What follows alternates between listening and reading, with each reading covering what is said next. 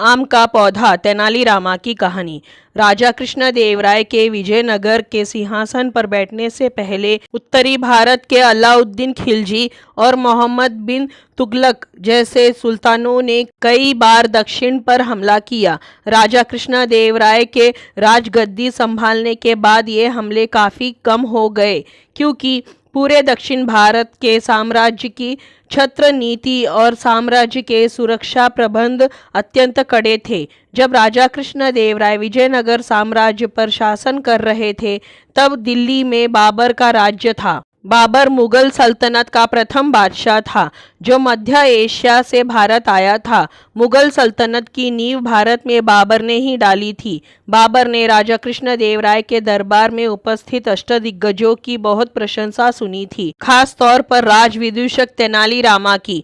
तो बाबर ने राजा कृष्णदेवराय से भेंट करने की ख्वाहिश पेश की। इसकी बाबत एक पत्र लेकर बाबर ने अपना दूत हम्पी भेजा, जो अपने साथ तेनालीरामा को दिल्ली ला सके। महाराज की अनुमति लेकर तेनालीरामा उस दूत के साथ दिल्ली दरबार पहुंच गया। दिल्ली में तेनालीरामा को एक आरामदेह शाही मेहमान खाने में ठहराया गया।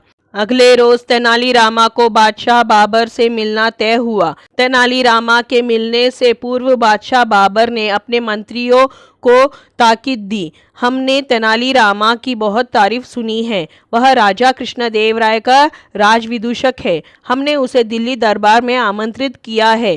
कल सुबह वह यहाँ दरबार में आएगा। ध्यान रहे, तुम सबको उसके किसी भी मजाक या किसी बात पर बिल्कुल हंसना नहीं है। हम देखना चाहते हैं कि वह कितना चतुर है।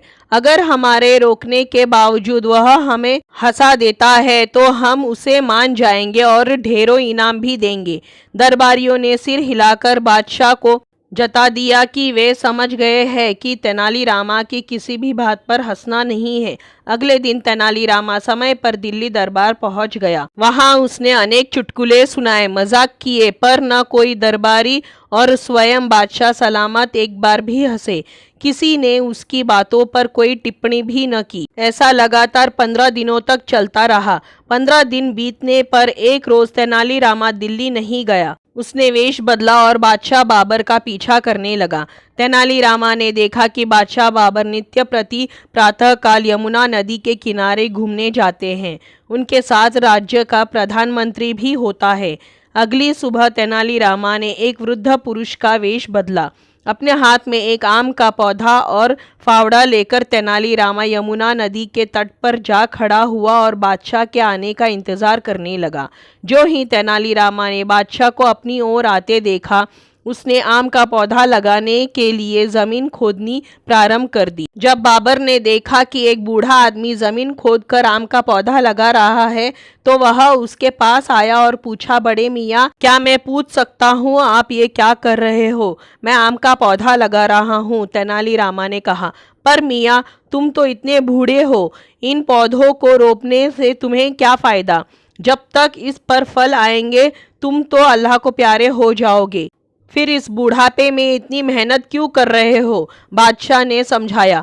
बादशाह सलामत, मैंने अब तक अपने पूर्वजों के रोपे पेड़ों के आम खाए हैं। मेरे रोपे पेड़ों के आम मेरे से आगे आने वाली पीढ़ी खाएगी। यह पौधा मैं अपने लिए नहीं, अपने बच्चों के लिए लगा रहा हूँ, बूढ़ा आदमी बोला।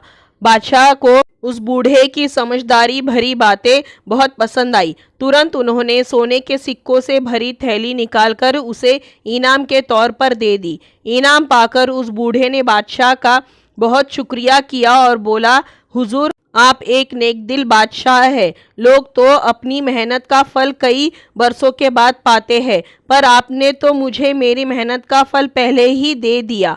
दूसरों की मदद करने के विचार ने मेरा बहुत फ़ायदा किया है। बादशाह बाबर नम्रता से बोले, मियाँ, हमें तुम्हारे विचार बेहद पसंद आए। तुम्हारी सोच ने हमें अत्यंत प्रभावित किया है। ये लो, यह दूसरी थैली भी हमारी ओर से इनाम समझ कर रखो। बादशाह सलामत रहे हुजूर, बहुत बहुत शुक्रिया, बूढ़ा आदमी बोला। यह पेड़ तो बड़ा होकर वर्ष में एक बार ही फल देगा, पर आपने तो मेरे हाथ एक साथ 2 बार भर दिए। मैं सदा आपका आभारी रहूँगा।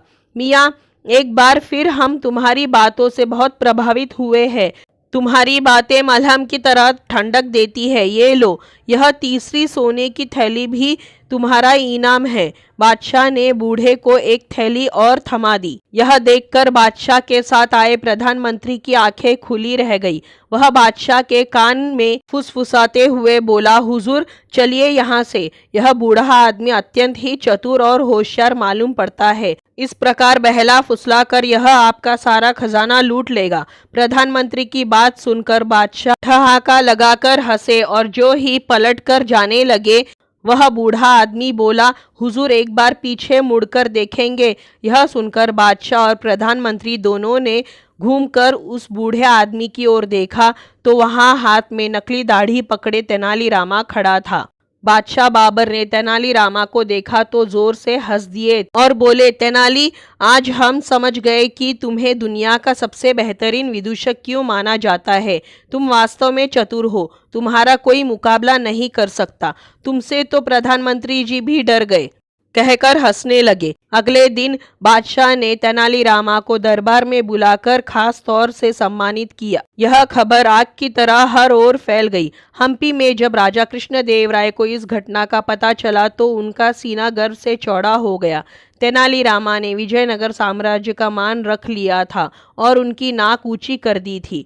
उन्हें गर्व था कि तेनालीरामा उनके दरबार का अष्टदिग्गज है। शिक्षा, मॉरल ऑफ द स्टोरी, जैसा सब सोचते हैं उससे हटके सोचना, जो कोई ना करता हो ऐसा काम करना, यही विजेता के गुण हैं। तो दोस्तों, ये थी तेनालीरामा की कहानी आम का पौधा। आपको कैसी लगी? अगर अच्छी लगी हो तो इसी तरह की कहानियों के लिए चैनल को सब्सक्राइब करें, वीडियो को लाइक करें, शेयर करें। धन्यवाद।